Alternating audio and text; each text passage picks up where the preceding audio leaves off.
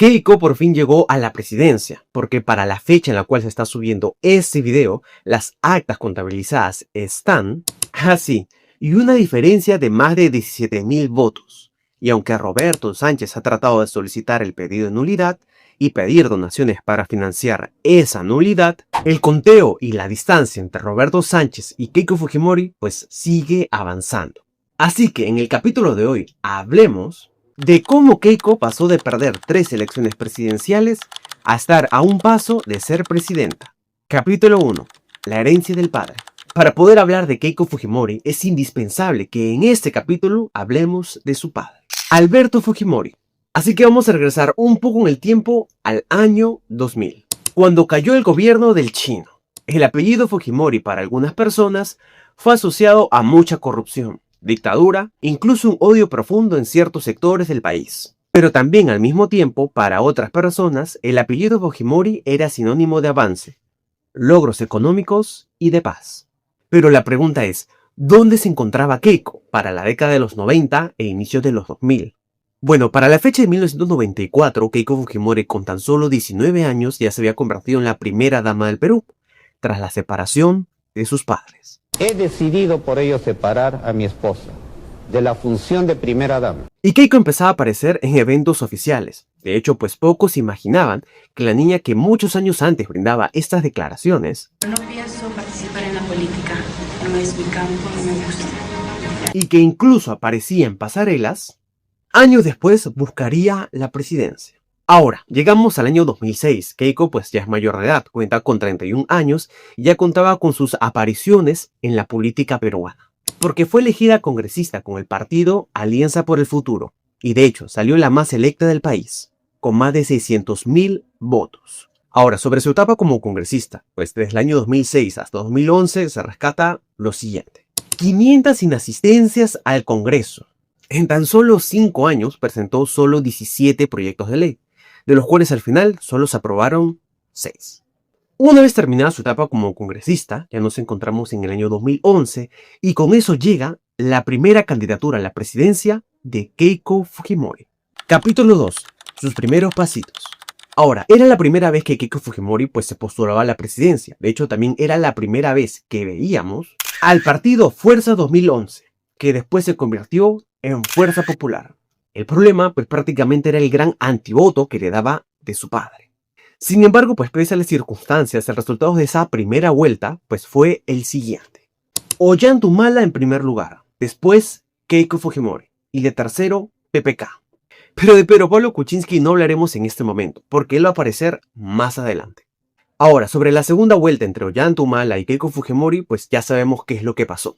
Humala salió ganador, con un margen de distancia muy reducido. Pero Keiko logró meter a 37 congresistas de su bancada, pues de un total de 130 congresistas.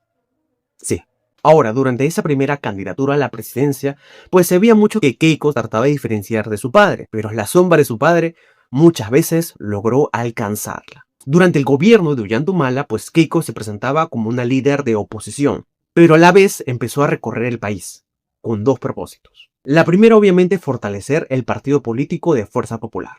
Y la segunda, pues obviamente prepararse para una siguiente candidatura presidencial. Bueno, para ese tiempo aún no habían investigaciones. Una vez terminado el gobierno de Ollantaytamala para el año 2016, con eso también llegaba la segunda candidatura a la presidencia de Keiko Fujimori. Capítulo 3. El poder absoluto. Ahora sí aparece otra vez en la historia de Keiko Fujimori, Pedro Pablo Kuczynski. Esa vez Keiko trataba de separarse más de la sombra de su padre. Yo soy Keiko Fujimori, no soy Alberto Fujimori, soy otra persona. Y no era extrañarse que en la primera vuelta, pues Keiko también pasara a una segunda vuelta, contra quien ya sabes, PPK. Poco más de 40.000 votos de diferencia dieron al ganador de esa segunda vuelta. Otra vez, un margen de distancia muy reducido. Pero recuerdas que te había comentado hace un momento que Keiko empezó a recorrer el país para fortalecer a su partido político. Bueno, todo eso dio un resultado. Si bien Keiko volvía a perder pues la candidatura a la presidencia, no todo era una pérdida, porque logró tener más poder político que antes. Fuerza Popular obtuvo la mayoría absoluta en el Congreso, consiguiendo tener 73 congresistas del total de 130. Sí, contaba con más de la mitad. ¿Cuál era la consecuencia de todo esto? Es que prácticamente el partido político de Keiko podría controlar el poder legislativo. Y esto les permitió controlar mesas directivas y comisiones importantes. Y así empezaba uno de los capítulos más polémicos dentro de la política peruana, de hecho también con censuras. A ministros como a Jaime Saavedra en educación, conflictos entre el poder ejecutivo y el poder legislativo, y forzaron el primer pedido de vacancia contra PPK. Y también durante ese año del 2017 empezaron las investigaciones por Lava Jato. Para hacerte la historia breve, prácticamente la fiscalía investigó presuntos aportes irregulares durante sus campañas. Las investigaciones se centraron en aportes de Odebrecht, presunto lavado de activos y financiamiento ilícito en campañas de Fuerza Popular. Te lo explico así cronológicamente. Todas estas controversias y polémicas en el caso de Odebrecht, en el que también está involucrado PPK, dieron como resultado que éste renunciara, luego de poco más de un año y medio de gobierno. Ahora, después de eso pasaron un poco más de 6 meses. Y Keiko llegó a pasar más de un año en prisión preventiva por presuntos delitos de lavado de activos y organización criminal. Ahora, para muchos analistas prácticamente esto era el final de su carrera política para Keiko Fujimori.